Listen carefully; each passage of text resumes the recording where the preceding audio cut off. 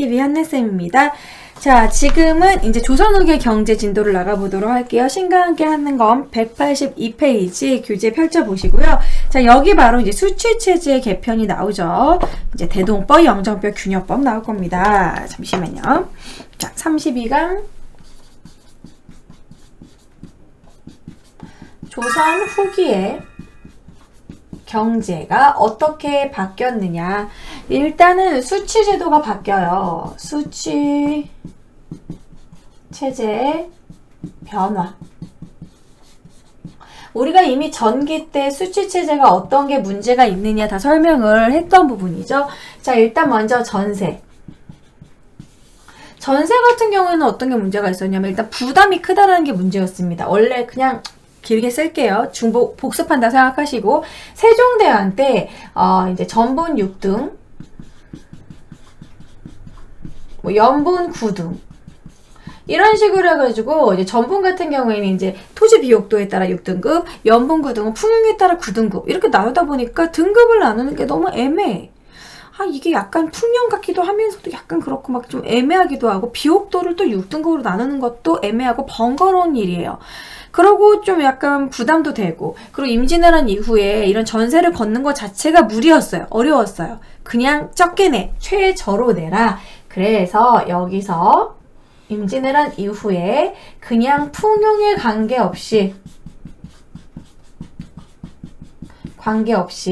그냥 토지 1결당, 기존에는 우리가 사두로 공부를 했었는데 4에서 6두 정도입니다.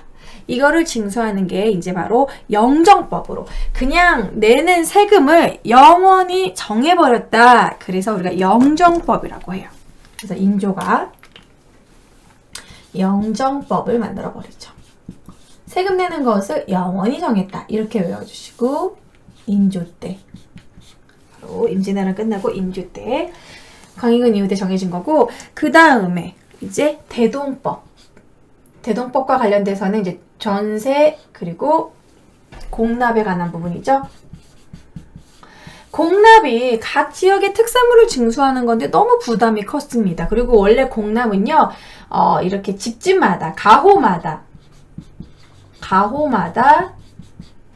특산물을 징수하는 건데, 이게 어떤 문제가 생겼냐면 너무 부담이 많이 되는 거예요. 박납의 폐단이 나타났어요. 박납의 폐단이라는 건 무엇이냐면 이 규격에 맞지 않는다. 뭐 사과를 바쳤는데 사과가 너무 작다.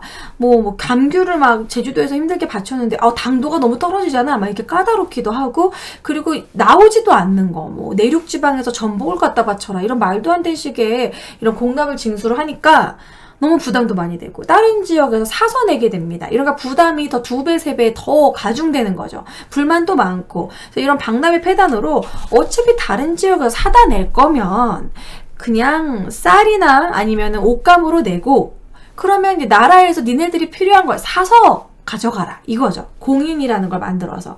그래서 결국에는 이 박납의 폐단 때문에 바뀌게 된 게 바로 대동법입니다.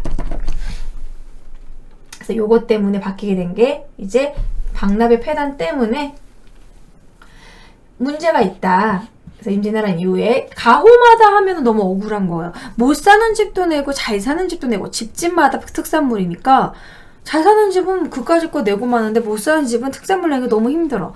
이건 문제가 있다. 이건 마치 이런 거잖아요. 세금을 돈을 많이 버는 사람, 적게 받는 사람 똑같이 낸 거예요. 그럼 억울하죠. 세금은 돈을 많이 버는 사람 많이 내고 적게 버는 사람은 적게 내는 게 맞잖아요. 그래서 그런 식으로 세금을 바꾼 겁니다.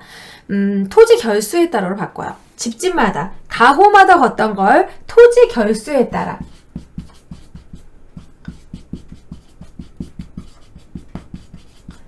이게 이제 제대로 바뀐 게 된 거죠. 근데 양반들은 이거 별로 안 좋아하겠지. 불만을 가지고 있었겠지. 그래서 1결당 쌀로 낼 경우에는 12두. 그리고 12두만 정리하시면 돼요. 3배 같은 경우에 따로 있겠죠? 12두를 징수하게 된 거. 이게 바로 대동법입니다. 그전에는 이제 유성룡의 주장에 따라 수미법을 잠시 이제 할까 하다가 이제 제대로 정해지게 된 게 이제 대동법. 대동법은 광해군 때 실시하게 된 거죠. 대동법, 이제 공납을 특산물로 내지 않고 쌀이나 화폐, 뭐 이런 식으로 쌀이나 화폐나 옷감으로 내라. 이게 대동법입니다. 자, 그 다음에 이제 균역법으로 넘어갈게요. 균역법은 군포죠. 군포, 군. 이게 원래 역이라고 하는 건데, 원래 국가의 노동력을 바치는 역이라는 게 있었는데, 이제 역이 점점 이제 대립과, 원래는 이제 노동력 징수하는 거죠. 이제 군역과 요역이 있었는데, 점점 군역이 요역화되니까 이제 반군소포제와 대립제가 나타났죠.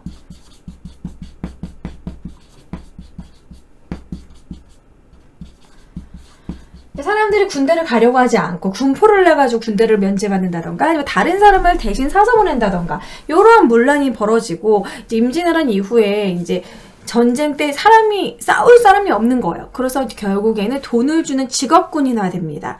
직업군인이 된다는 거는 그 직업군인한테 군포를 이제 직업군인한테 월급을 줘야 되잖아요. 그럼 그 월급은 누가 준다? 이 세금으로. 그래서 결국 이 역이라는 것이 원래는 몸으로 때웠던 것인데 군포징수로 바뀌게 돼요.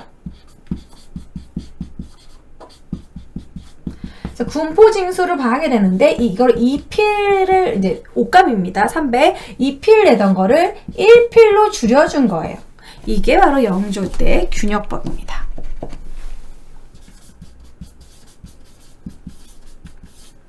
균역법 영조.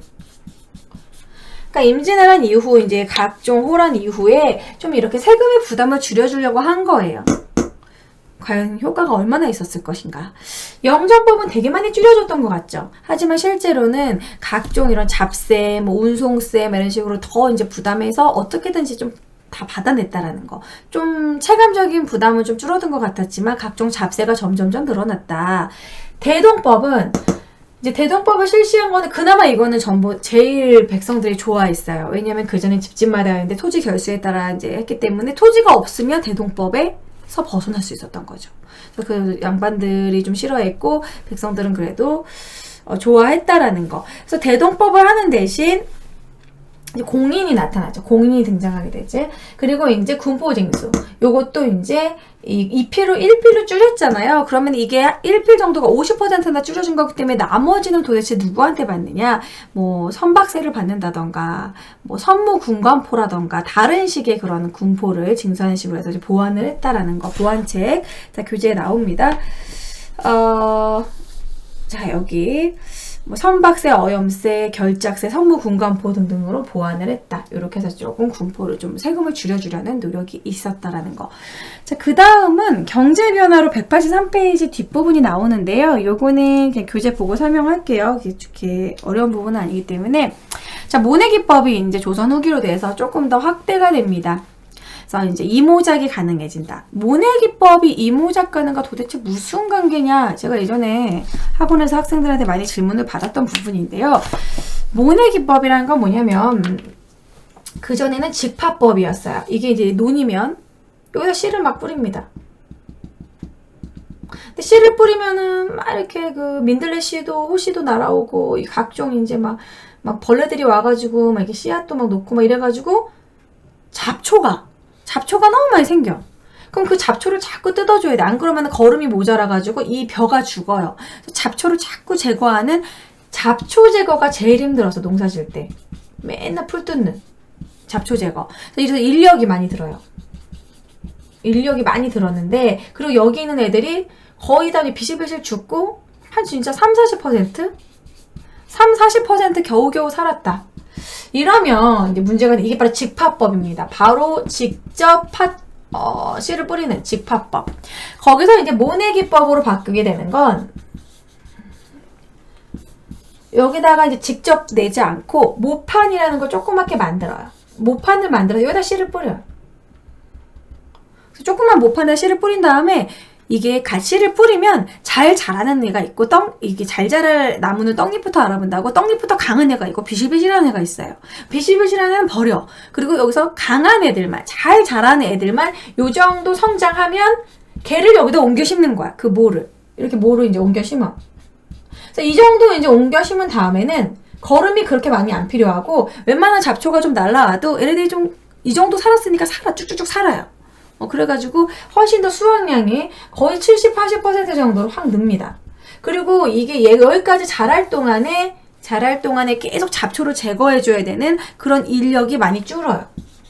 그래서 인력 낭비가 훨씬 준다. 그래가지고 아주 작은 인력으로도 넓은 땅을 하게 되고, 이 모내기법 때문에 결국 한 사람이 넓은 땅을 경작하게 되는 광작이 가능해진 거죠. 그래서 이 모내기법이 이렇게 중요합니다. 그래서 그 모내기법이 또 이모작과 왜 또 관련이 있냐면, 이거 자랄 동안에 여기 비어 있잖아요. 이제 이게 거의 이제 모내기를 하면 6월 말부터 7월 정도에 하거든요. 그럼 6, 7월도까지는 얘가 비어있죠. 이 논이 비어있잖아. 이 비어있는 동안에 보리를 키우는 거지. 보리는 추위에 강하거든요. 그래서 겨울부터 이제 한 봄 정도, 완전 한겨울은 못 키우고, 이제 봄 정도부터 여름까지는 이제 보리를 키워야 보리를 먹고, 그리고 보리를 딱 수확한 다음에 그 땅에다가 이 모를 옮겨다가 심는 거야.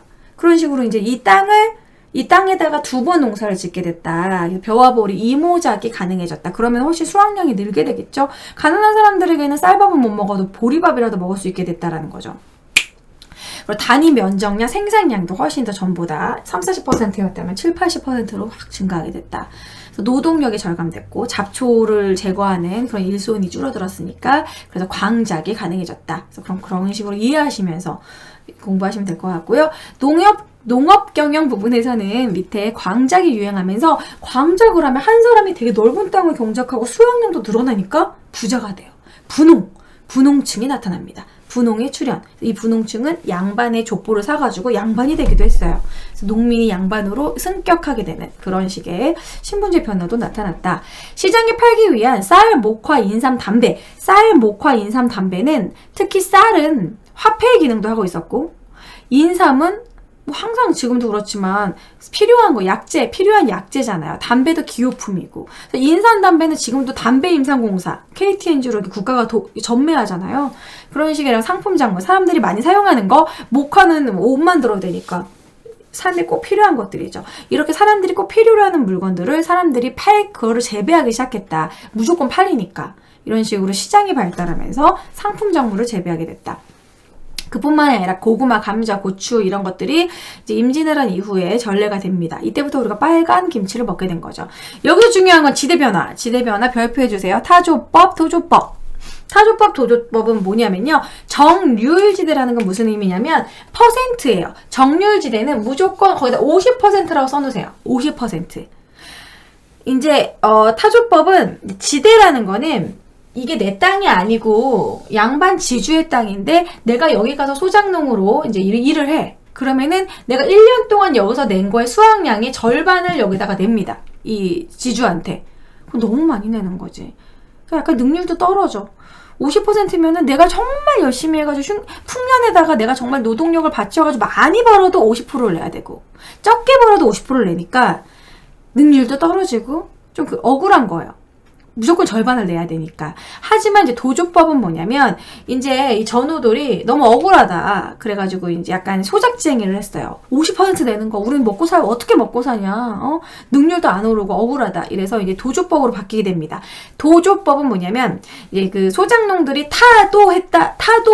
독재 타도할 때 그 타도 있죠? 그래서 타도로 외우시면 돼요. 우리도 좀 먹고 살자! 타도하자! 지주들을 타도하자. 그래서 타도로 외우시면 좋습니다. 정률지대 50%라면 정액지대는 뭐냐면 액수를 정해놓는 거예요. 대충 50%보다 조금 적게, 뭐 예를 들어서 쌀 2가마 이렇게 정해놓으면, 쌀 2가마? 그럼 나 진짜 더 열심히 할래. 막 새벽에도 나가서 일하고 정말 능률을 해서 내가 5가마를 수확할 거야. 아니면 내가 6가마를 나오게 하겠어. 그럼 2가마로 이미 딱 액수를 정해놨기 때문에 내가 만약에 6가마를 수확했다. 그러면 2가마만 빼면 4가마나 남게 되죠. 50%보다는 훨씬 더 이득이었다는 거야. 그리고 능률도 늘어나고 그런 식으로 바뀌었다라는 거예요. 정률지대는 무조건 퍼센트를 정해진 비율을 정한 거고, 정액지대는 액수를 정한 겁니다. 그래서 이제 무조건 우리 뭐 지주가 이제 내는 거죠. 나는 무조건 몇 가마만 받아. 나는 뭐만 받아. 그러면 또 이제 전우들도 이 지주는 너무 많이 받으니까 다른 사람한테 가서 일하자. 이런 식의 약간 월급 같은 개념이 되면서 지주들보다도 소작농들의 권위가 조금 높아졌다라고도 볼 수 있어요. 어쨌든 그렇게 생각하시면 됐고요. 자, 그러면 뒷부분도 이제 설명을 하고 넘어갈게요. 민영수공업과 민영광산인데요. 요거는 좀 필기를 하고 필기를 심플하게 하는 게 나을 것 같아요.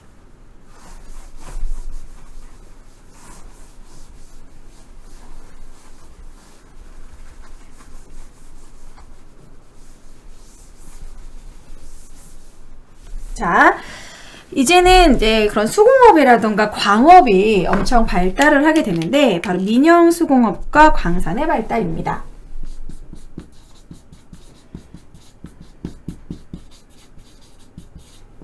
민영 광산 발달.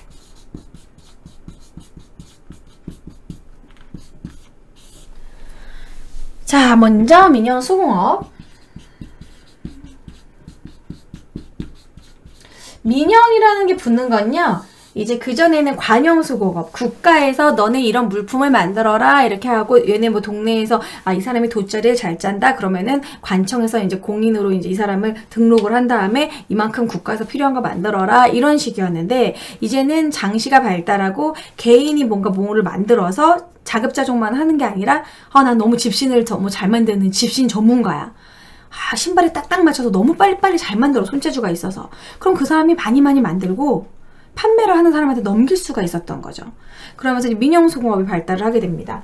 민영수공업이 발달을 하면서 선대제 수공업이라는 게 나타나요. 내가 완전 집신을 되게 잘 짜는 사람인데 수많은 집신을 만들려면 지푸라기가 와야 되고 뭐 그런 원료가 와야 되잖아요. 뭐 돗자리를 짜는 사람이나 그러면 대나무가 와야 되고, 그럼 그 원료를 누가 제공을 해주냐? 그거를 상인이 나한테 원료를 제공을 해주는 거야. 마치 내가 부업을 하듯이. 약간 유럽의 매뉴팩처 같은 개념인데 원료를 제공을 받는 겁니다. 선대제 수공업은 원료를 미리 제공받는다. 누구에게?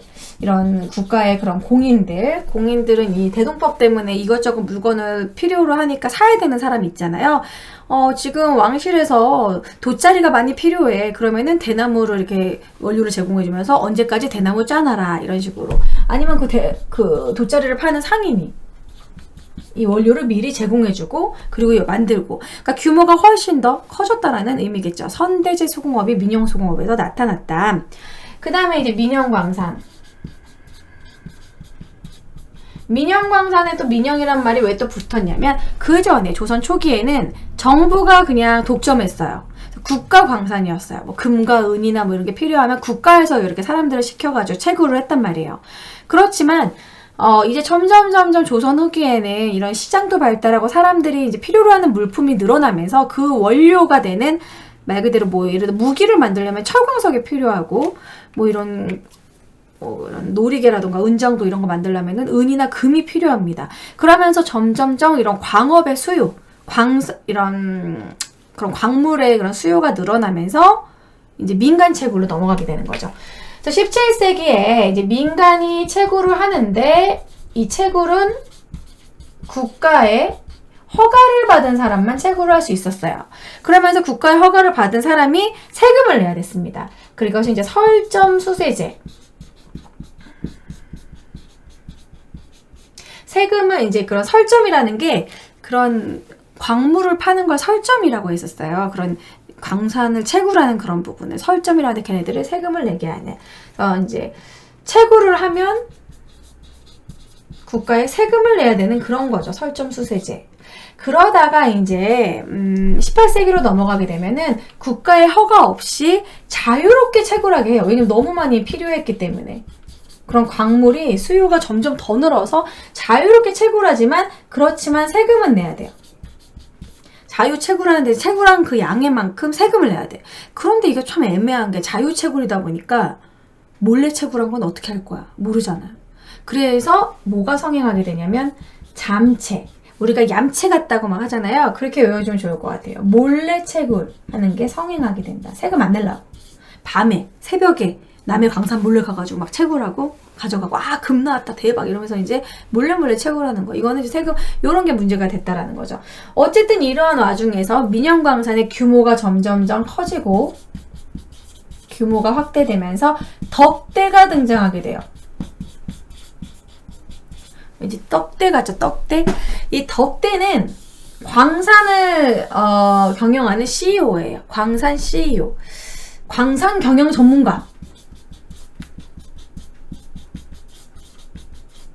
전문가.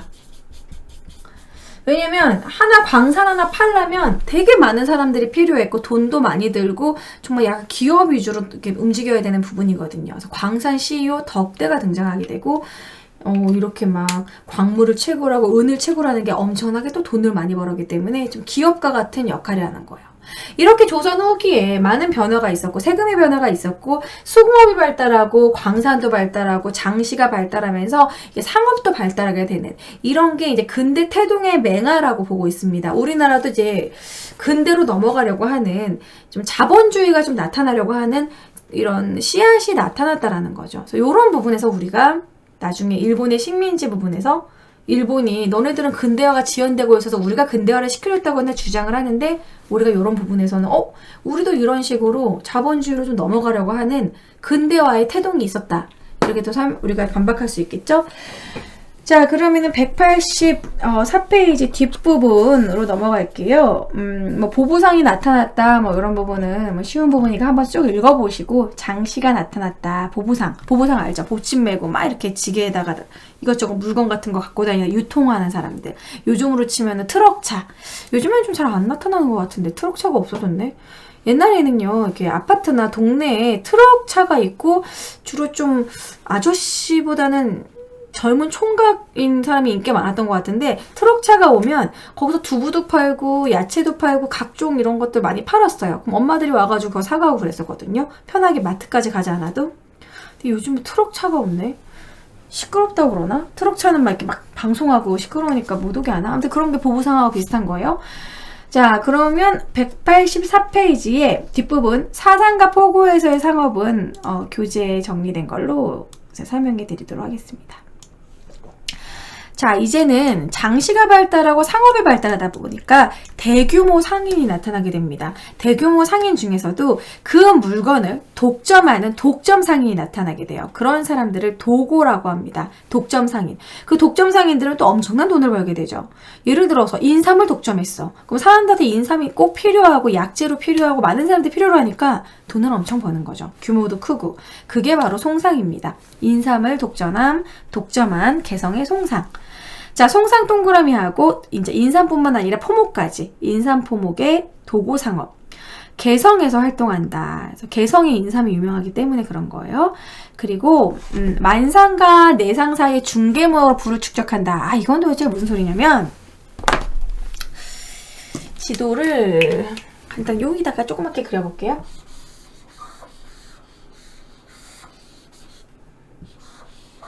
우리나라를 좀 이렇게 귀엽게 그려보면 여기가 이제 만상이에요. 의주의 만상입니다. 만상은 대청무역, 청나라와의 무역을 왔다 갔다 하는 게 만상이에요.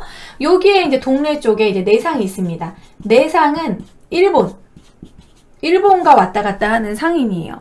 너무 끝과 끝에 있죠, 그렇죠? 그럼 중간에 누가 딱 있냐면 여기 개성에 송상이 있어요. 그런데 만상과 내상은 둘 다 이제 청나라와 일본과 교류할 때 꼭 필요한 우리나라의 핫한 아이템 꼭 필요한 게 바로 인삼입니다. 그렇죠? 고려 인삼. 지금도 인삼 유명하잖아요. 그래서 이 송상이 왔다 갔다 여기 내상한테 인삼 주러 와가지고 내상한테 일본에 새로운 물건 들어왔다고? 좀 줘봐. 그래서 다시 또 이제 만상이야 또 인삼 좀 갖고 와봐. 그럼 가면서 야 이거 일본에서 갖고 온 이번에 핫한 물건이래. 그래서 좋은데? 이거 청에 한번 갖다 팔아볼까? 그럼 또 청의 물건 이것 좀 줘봐. 그럼 이거 일본에 한번 소개해볼까? 이렇게 왔다 갔다. 그래서 이쪽 청나라 물건과 일본 무역을 왔다 갔다 뭐를 한다? 중개를 하게 되는 중개 무역을 하게 됐다라는 거예요. 그거로 또 돈 벌었다. 그래서 가장 송상이 최고의 도고상인이고 돈 엄청 많이 벌었죠. 자, 그래서 이게 개성에서 활동하면서 이제 만상과 내상과 이런 사이에서 중개무역으로 둘을 축적했다. 송방이라는 지점을 설치해서 인삼과 포목을 관리했다라는 겁니다. 자, 내상은 동래가 지금의 부산이 있는데요. 자, 내상은 동래 동그라미 치고 외관을 중심으로 대일무역 줄치고 만상은 의주, 신의주 거기서 이제 책문, 후시 등을 통해 청과의 무역을 주도했다. 후시, 개시는 뭐냐면 개시는 국가에서 대놓고 공개적인 무역이고 후시는 뒤에서 하는 무역이에요. 그러니까 사무역이라고 생각하시면 돼요. 개인적인 거래. 그 다음에 이제 경강상인은 이제 뱃사공들인데 배를 관리하는 상인들, 한강을 중심으로. 선박을 이용한 운송업으로 돈을 버는 사람들이 경강상입니다. 옛날에는 무거운 것들을 옮길 수 있는 자동차도 없었기 때문에 꼭 백길로 이동해야 됐거든요. 그래서 세국을 운송할 때 그 뱃삭을 받아가지고 돈을 버는 거죠. 경강상인은 그런 운송업자들. 객주와 여각은 뭐냐면 이런 식의 운송업을 하다 보면 포구가 있습니다. 그런 물건을 내려놓고 거기에 또 물건을 많이 내려놓다 보니까 사람들이 그 물건을 사려고 막 모여요. 거기에 또 시장도 조그맣게 열리고 그리고 물건도 내려놔야 되지만 그러니까 이 포구와 객주와 여각은 어떻게 설명하면 좋을까? 여기 인천으로 생각하면 돼요. 인천에 이제 물건이 와. 청나라 사람들이 배를 타고 인천에 왔어. 청나라 사람들이 물건을 이제 여기다 몰려놓고 팔아야 되니까 여기에 잠깐 좀 숙박을 해야 돼.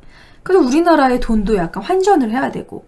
그럴 때 요 포구에서, 이 항구에서 돈을 버는 사람이 바로 객주와 여각인데, 객주와 여각은 거의 비슷한 일을 합니다. 하는 일이 뭐냐면, 이제 물건의 그런 거, 물건 창고로 보관해주고, 그리고 그 새로운 외국 사람들, 이제 일본이나 이제 청나라 사람들이 와가지고 살 수 있게 약간 여관 같은 거, 숙박, 그리고 환전 서비스, 그리고 다른 사람들과 판매할 수 있게 판매 유통망 연결해주는 거, 그런 여러 가지 일을 해가지고 또 돈을 벌었다는 거죠. 운송, 보관, 숙박 등의 영업, 자금 대부, 돈을 꺼준다던가, 어음을 발행해준다던가, 그 화폐를 바꿔준다던가, 이런 금융업까지 했다라는 거. 그래서 객주와 여각이 엄청 또 돈을 벌었다라는 겁니다.